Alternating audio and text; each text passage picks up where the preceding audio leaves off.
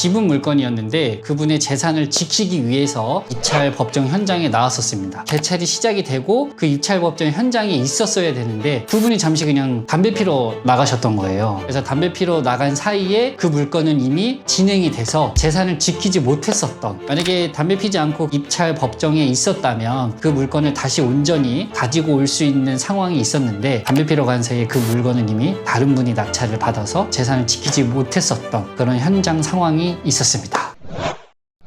안녕하세요. 저는 부동산 경매를 직접 투자하면서 그리고 경매인들에게 많은 경매 강의를 하고 있는 양쌤이라고 합니다.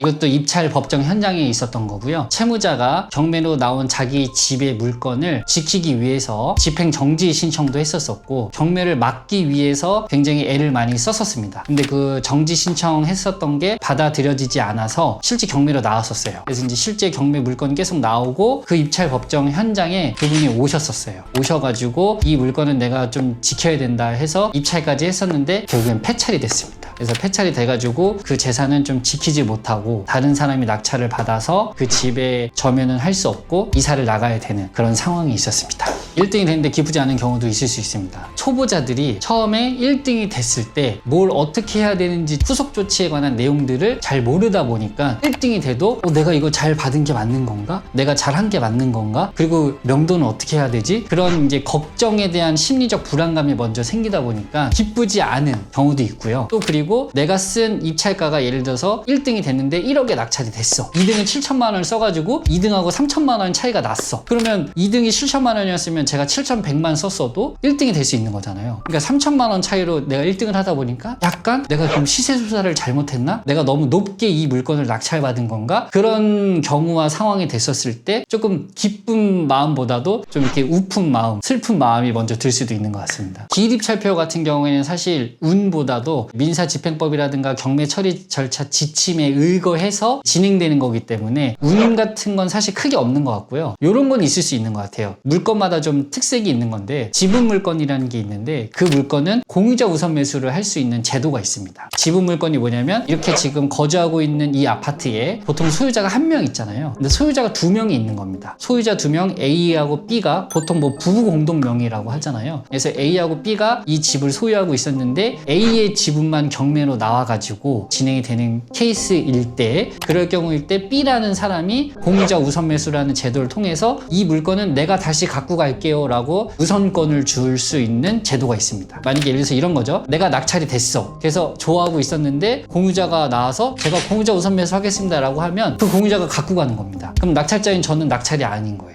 그럴 때 운이 작용할 수 있는 게 뭐냐면 그 B라는 공유자가 공유자 우선 매수를 하려면 적법하게 서류를 또 갖고 와야 되거든요. 근데 그 서류라든 게 미흡하거나 보증금을 갖고 오지 않았다거나 하면은 그 공유자가 갖고 갈 수 없습니다. 그게 약간 운이 작용하는 것 같아요. 그분들 같은 경우에는 이제 이 기일입찰표를 쓰는 방법을 정확하게 인지하지 못하고 하는 경우가 있습니다. 첫 번째 사례는요. 기일입찰표에 보면 단위가 있습니다. 일십, 백, 천만, 10만, 100만, 1000만, 뭐 10억, 100억 이렇게 단위가 있는데 그 단위를 무시해버리고 쓰는 경우가 있습니다. 그래서 예를 들면 최근에 일어났었던 사례고요. 본인이 생각한 입찰가는 7,700만 원이었는데 근데 입찰 가격 단위를 잘못 써가지고 7,700억으로 된 겁니다. 1억도 안 되는 7,700 가격을 쓰려고 했는데 그 가격을 잘못 써서 7,700억에 낙찰이 된 사례가 있었습니다. 7,700만 원짜리 물건이 7,700억에 낙찰이 됐습니다. 기일입찰표를 쓰는 방법을 정확히 인지하지 못해서 그런 경우도 있었고요. 자, 그런 경우에는 상식선에서 생각했을 때 나는 1억도 안 되는 7,700만 원에 쓰려고 했으나 내가 잘못 인지를 해가지고 7,700억에 쓴 거잖아요. 일단 그때 당시에는 집행관님께서 낙찰이라고 인정을 해주셨습니다. 그러면 낙찰자인 내 입장에서는 두 가지 방법만 있습니다. 첫 번째는 7,700만 원을 대출까지 다 포함해서 잔금을 준비하는 겁니다. 그렇게 해서 내든가 아니면 두 번째가 이제 가장 현실적인 방법인데요. 매각 불허가 신청이라는 게 있습니다. 쉽게 얘기하면 법원에 입찰자인 내가 기일 입찰표를 잘못 써서 이것을 매각되는 것을 좀 불허가 해달라라고 이제 신청서를 잘 작성해서 제출을 하면 그 해당 재판부 사법보좌관님 이런 분들 또는 재판장님이 매각 불허가 신청서를 보고 이제 판단하십니다. 이거는 매각 불허가를 내서 다시 재경매를 하자 이렇게 판단하는데요. 다행히도 그 7,700여 개의 낙찰을 받았던 사람이 매각 불허가 신청을 제출했었고 그 제출된 내용이 받아들여져서 정상적으로 보증금을 돌려받았습니다. 그다음에 두 번째 사례는 기일 입찰표 쓰는 그 표에 입찰 가격도 써야 되고 보증 금액도 써야 됩니다. 이건 제 사례인데요. 제가 전주까지 거의 한 4시간, 5시간 운전을 해서 그 입찰을 하기 위해서 법원에 내려갔었던 적이 있습니다. 그럼 아마 경매인들은 느낄 겁니다. 4시간, 5시간 동안 운전해서 법정에 가면 5만 가지 생각이 다 들거든요. 왜? 내가 입찰하러 갔는데 회찰하고 오면 그 4시간, 5시간 들였던 그 에너지와 시간은 좀 약간 날아간다고 생각을 할 수가 있잖아요. 근데 여기까지 갔는데 폐찰하고 와? 이런 약간 또 실망감도 들고 그때 당시 있었던 사례는 실제로 제가 4시간, 5시간 운전해서 갔었고 그리고 저는 그때 2등을 했었습니다. 1등이 있다라는 건 낙찰자가 있다라는 거죠. 그래서 2등을 해서 폐찰을 했는데 폐찰이구나 라고 마음을 먹고 있는 상황에서 집행관님이 잠깐만요 1등 무효 처리하겠습니다 라고 해서 1등이 무효가 되고 제가 다시 1등으로 올라간 사례도 있었습니다. 그러면 1등이었던 낙찰자는 왜 무효 사례가 됐냐? 보증 금액을 제대로 넣지 않았었습니다. 우리가 보증 금액은 최저가의 10% 금액을 넣어야 되는데요. 그 10% 금액만큼 넣거나 또는 10% 금액 이상만큼 넣으면 문제가 안 되는데 그 1등이었던 낙찰자는 10% 보증금 미만으로 넣어가지고 무효 처리가 됐습니다. 그래서 2등이었던 제가 다시 낙찰이 된 사례가 있었습니다. 몸싸움까지는 아니고 약간의 고성, 약간의 언쟁 이런 거는 좀 있을 수 있습니다. 예를 들면 어떤 상황이었냐면 공자 우선 매수가 안 되는 상황이었는데 집행관님께서 그걸 잘 인지하지 못하고 공자 우선 매수를 받아들여주는 경우가 있습니다. 그러면 내가 낙찰이 됐는데 공자 우선 매수가 안 되는 사람인데 공자 우선 매수를 받아들여주니까 제 입장에서는 좀 억울하잖아요. 그래서 그 부분 때문에 집행관님하고 이거는 이 사람은 안 되는 건데 왜 이걸 받아줬느냐 라는 상황 때문에 약간 언쟁이 오고 가는 상황이 좀 있었고요. 그리고 두 번째로는 내가 낙찰이 되면 그 물건의 이해관계인들이 입찰 법정에 있는 경우가 있어요. 그 물건에 얽혀있는 사람들, 채무자들, 점유자들 또는 공유자들 이제 그런 사람들이 제가 낙찰 영수증을 받고 나오면 저를 따라옵니다. 저를 따라와서 이제 입찰법정 밖에서 이야기 좀 하자 이렇게 해서 이야기를 나눌 때 서로의 생각이 다르거나 방향이 다르면 그때 약간의 어떤 언쟁이라든가 그런 상황이 있습니다. 뭐 몸싸움까지는 아직 없었던 것 같고요. 그래서 그냥 뭐 나중에 만나서 다시 얘기하자 뭐 이런 식으로 되는 경우도 있었습니다. 좀 유연하게 생각을 하면은 만약에 공유자분들이 저에게 와가지고 이런저런 얘기를 하고 싶다라고 먼저 그런 제스처를 취하면은 좋은 소식이에요. 제 입장에서는. 왜냐면 그 물건을 그분들이 굉장히 애착이 있고 관심 갖고 있다라는 그런 심리가 깔려 있는 거기 때문에 그럼 그분들하고 제가 협의할 때 좀 유리한 위치에서 협의를 할 수 있거든요. 그래서 그렇게 보시면 좋을 것 같습니다. 제가 기억에 남는 물건은 수강생이 어떤 건물과 토지를 낙찰을 받았는데 그럼 그 건물과 토지가 있으면 그 건물로 진입할 수 있게끔 도로가 있어야 됩니다. 도로가 있어야 되는데 현황상 도로가 있었는데 그 도로에 대한 소유권은 없었습니다. 그러다 보니까 이 토지와 건물은 맹지가 됐었던 사례가 있었습니다. 그래서 이 건물을 정상적으로 쓰려면 도로에 관한 소유권이 일부라도 있어야 이 도로를 내가 정상적으로 쓸 수가 있잖아요. 근데 소유자가 아니어가지고 그런 사례의 물건이 나와서 좀 문제가 됐었던 사례가 있었습니다. 우리가 일반적으로 생각할 때 도로는 다 시 거, 군 거, 뭐 국가 거라고 생각하는데요. 도로인데도 개인 소유를 하고 있는 경우가 있습니다. 예전에는 이제 그런 분들이 있었어요. 그 도로에다가 이제 막 펜스까지 쳐가지고 이 도로 못 다니게 막 막거나 또는 도로를 이제 굴삭기를 불러와가지고 다 자동차가 지나갈 수 없게끔 다 파헤치거나 주변에 있는 사람들한테 불편함을 주고 굉장히 불쾌감을 주면서 그 도로를 굉장히 고가에 판매하려는 목적으로 하는 경우가 있었는데요. 근데 지금은 사실 그런 방법이 이제는 좀 어렵습니다. 왜냐면 그런 상황을 토대로 해서 법으로 이어지는 경우가 많잖아요. 그랬었을 때 그 도로 소유자가 굉장히 불리한 여건에 있을 수 있다 보니까 그런 사례는 조금 힘듭니다. 이제.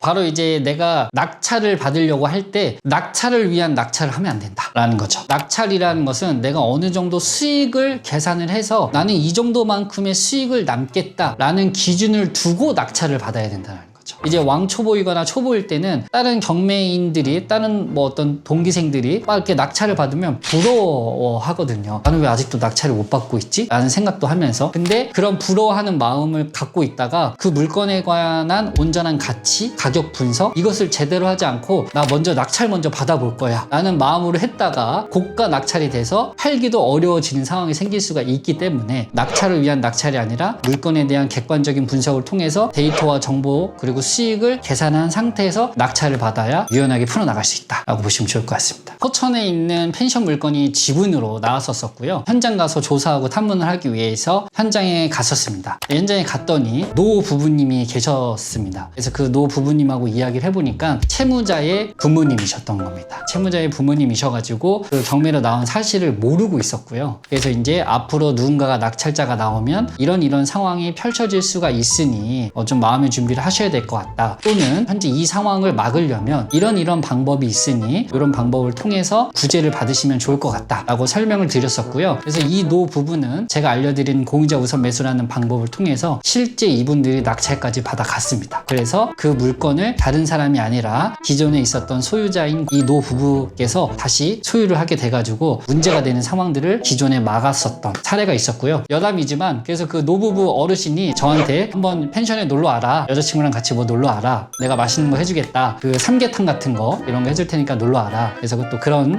좋은 말씀까지 해주셨던 기억이 납니다. 이건 제 사례고요. 제가 과거에 반지하 빌라를 낙찰받고 인테리어를 하고 있었던 상황인데요. 반지하 빌라다 보니까 건물이 되게 오래됐을 거잖아요. 근데 그 건물의 치명적인 단점이 요즘은 수도요금이 다 각각 개별로 나오잖아요. 101호 수도요금, 102호 수도요금 이렇게 각각 개별로 나오는데 그 빌라는 오래됐다 보니까 공동 수도요금이었던 겁니다. 그래서 공동으로 수도요금이 예를 들어서 뭐 80만 원이 나왔다. 그러면 그 건물 한 동에 8세대가 살고 있다. 그러면 쉽게 상식선에서 생각했을 때는 한 세대별로 10만 원씩 내면 되는 상황이었습니다. 근데 현실은 또 녹록치 않잖아요. 101호 세대는 10만 원을 낼 거고요. 102호 세대는 나는 10만 원어치 물을 쓰지 않았다 라고 하면서 안 내는 경우도 있을 수 있고요. 또 201호는 나는 8월 달에 계속 해외에 있어가지고 물을 쓴 적이 없기 때문에 10만 원은 낼 수가 없다. 이런 상황들이 펼쳐집니다. 그러면 이게 돈 모아지기가 쉽지 않을 거잖아요. 과거에 그렇게 돈 모아지기가 쉽지 않다 보니까 수도요금을 못 냈던 겁니다. 그러니까 수도사업소에서는 어떻게 했을까요? 수도를 끊었던 겁니다. 그래서 저는 그 상황을 늦게 알았어요. 그래서 어느 날 물이 틀었는데 물이 안 나오는 거예요. 그래서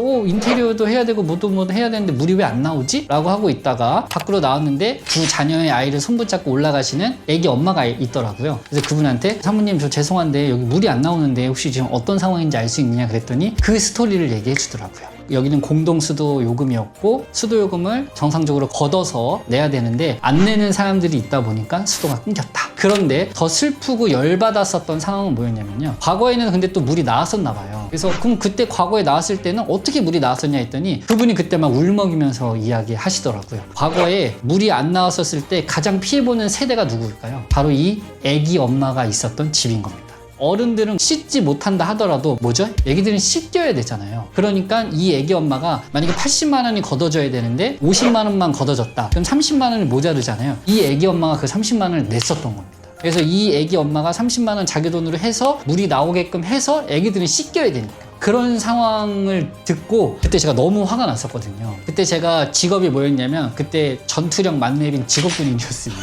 뭐 어른들은 그렇다 치더라도 애기들한테는 우리가 그렇게 하면 안 되잖아요. 그래서 몇 층이 그러면 도대체 이렇게 악의적으로 돈을 안 내냐 해서 했더니 뭐 2층 201호다 해가지고 제가 바로 올라갔습니다. 2층 201호 가가지고 막 문 두드리면서 나오라고 해서 그분이 문을 딱 열었는데 문 앞에 술병이 막 이렇게 있고 그 사람이 나왔는데 술 냄새가 엄청 나더라고요. 우리가 알고 있는 일반 상식선을 갖고 있는 사람이 아니었던 거예요. 그래서 그분하고 막 또 언쟁도 하면서 그런 상황이 좀 있었습니다. 그래서 막 경찰도 오게 된 상황이 있었고요. 전문가의 도움을 받고 안 받고의 차이는 뭐냐면 바로 리스크나 문제에 대한 최소화하고 차단입니다. 경매 물건이든 또는 일반 시장에서 어떤 물건을 사든지 간에 부동산은 장점이 있으면 무조건 단점도 같이 같이 있습니다. 그러면 그 단점을 그냥 전문가 입장에서는 그 단점을 미리 사전에 검토도 할 수 있고요. 그리고 그 단점이나 문제점을 전문가 입장에서는 어떠한 방법으로 해결할 것인지에 대한 방안이 있습니다. 근데 이제 비전문가일 경우에는 또는 이제 초보 경린이거나 이럴 경우에는 그 단점이나 문제를 인지하지 못하는 경우도 있고요. 또 그 단점이나 문제를 뒤늦게 발견을 해서 수습하고 해결하려고 하다 보니까 어려움에 처하는 경우도 있고요. 또 그 문제를 해결하기 위해서 비용이 많이 들어가다 보니까 내 수익률이 떨어지는 경우도 있고요. 그런 식의 차이점이 있다고 보시면 좋을 것 같습니다. 저는 경매를 시작하려고 하는 우리 경린이들 또는 초보자분들에게 이런 말을 하고 싶어요. 경매는 어쨌든 부동산이기 때문에 부동산은 언제나 이론보다도 실전과 실무가 굉장히 중요합니다. 이론 공부는 중요하고 핵심적인 부분만 하고 빨리 내가 실전에 들어와야 된다. 실전에 들어와야 그게 곧 나의 실력이 되고 실력이 곧 수익으로 이어지기 때문에 이론 공부는 짧게 그리고 실전에 빨리 들어와야 된다. 이렇게 저는 말씀을 드리고 싶습니다. 경매는 도박이랑은 좀 다르게 도박이라는 것은 상대방의 패를 보면서 내가 이게 수익을 걷어가는 거잖아요. 근데 이 경매라는 것은 부동산을 가지고 하는 거기 때문에 사람과의 관계가 되게 중요합니다. 이 부동산에 얽혀있는 사람들, 또 이 부동산을 내가 팔기 위해 또 연결되어 있는 사람들, 또 이 부동산을 낙찰받고 소유권 이전을 하고 그리고 점유자를 내보내기 위한 그런 또 인간관계의 사람들. 그래서 그런 부분들이 중요하기 때문에 도박이랑은 좀 별개인 것 같습니다. 저는 이제 양쌤 스쿨이라는 브랜드를 운영하면서 경매인들에게 경매에 관한 교육과 강의를 진행하고 있고요. 제가 느꼈던 경매에 관해서 느낀 점들을 여러분들에게 공유하고 싶어서 이렇게 찾아뵙게 됐습니다. 경매라는 것은 어떤 수익의 게임 또는 숫자의 게임이라고도 합니다. 그런데 저는 수백 건의 현장을 다녀보면서 이런 생각이 좀 들더라고요. 돈적인, 수익적인 부분도 있지만 그 물건에 얽혀있는 이해관계인들에 대한 사람적인 이야기 그리고 그들의 어떤 인생 이야기도 담겨 있었다라는 걸 느낄 수 있었고요. 그래서 경매는 결국 수익도 있지만 그들만의 인생 이야기도 함께 담겨 있는 것이 경매다라고 저는 생각을 하고 있습니다.